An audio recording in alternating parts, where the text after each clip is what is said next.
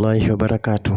الحمد لله رب العالمين، والصلاة والسلام على رسول الله صلى الله عليه وسلم وعلى آله وأصحابه الطيبين الطاهرين. أما بعد.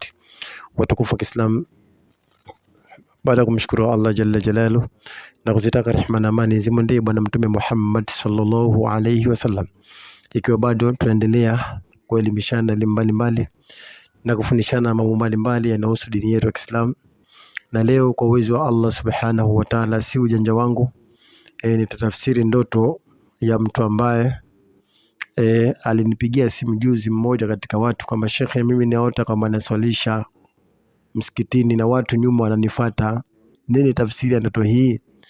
Kwamba mimi naota kama sijawahi kuwa imamu katika msikiti wote, lakini sasa nimeota ndoto kama nimekuwa imamu naswalisha msikitini na watu wananifuata. Sasa nini tafsiri ya ndoto hii? Kwa hiyo inshallah jibu lake nitalitoa hivi muda si mrefu. Na inshallah kama wewe ndugu Muislamu ambaye unanisikiliza, na wewe kama ndoto hii na kuhusu umewahi kuota ndoto kama hii, basi sikiliza maana yake hii. Ukiota ndoto kama wewe ni imamu unaswalisha msikitini, tafsiri yake ni nini? Sikiliza tafsiri yake hii. Tayeb, anasema kwenye kitabu, fa irraa kaannahu umma bin nasi wala yuhsinu an yaqraa fa innahu yatlubu shay'an la yajiduhu. Anasema fa irraa, ikiwa mtu akiota ndoto, fa irraa, ikiwa mtu ameota ndoto, kaannahu umma bin nasi, kama vile amewakalia imamu watu. Mtu atakapoota ndoto kama kakaa imamu na watu wako wanamfuata nyuma, anasema tena mtu huyu wala yuhsinu an yaqra'u, wala si mzuri wa kusoma Qur'ani. Yani huyo mtu aliota ndoto hii kwamba anawasalisha watu, yeye hajui kusoma Qur'ani, lakini amewahi kuota ndoto hii. Yani ukimwangalia mtu Qur'ani hajui, lakini sasa ameota ndoto hii. Tafsiri yake anasema fa innahu yatlubu shay'an la yajiduhu, hakika mtu huyo katika maisha yake atakuja kupata kitu ambacho hajawahi kukipata. Narudia, fa irraa, ikiwa mtu ataota ndoto kaannahu umma bin nasi, kwamba amewakalia uimamu watu, kwamba yeye ni imamu. Sasa ukiota ndoto kama wewe ni imamu, tena wala yuhsinu an yaqra, wala si mzuri wa kujua Qur'ani, hajui Qur'ani, lakini kaota kwamba yeye ni imamu, sawa.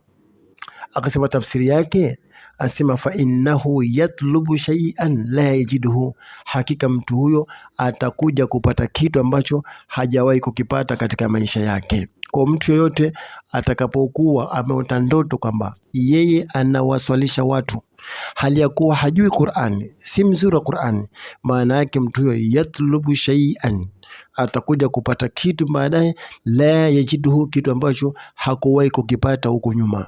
Yani katika maisha yake itakuja surprise ya kitu ambacho kikubwa sana ambacho hajawahi kukipata katika maisha yake. Kwa hiyo ukiota ndoto kama wewe ni imamu unawasalisha watu, basi tambua kama tafsiri yake na maana yake ni hiyo, kama katika maisha yako utakuja kupata kitu kikubwa sana ambacho hujawahi kukipata katika maisha yako yote ya nyuma yaliyopita. Inshallah khairi. Ukihitaji darasa kama hizi na vitu vizuri kama hivi, jiunge na grupu langu la WhatsApp. Nitumie SMS kwa namba zangu za WhatsApp hizi 0777 799359. WhatsApp namba ni 0777 799359, ili ni kuunge katika grupu la WhatsApp upate faida kubwa kama hizi kwa uwezo wa Allah subhanahu wa ta'ala. Tukutane katika vipindi vinavyokuja mbele. Wassalamu alaikum wa rahmatullahi wa barakatuh.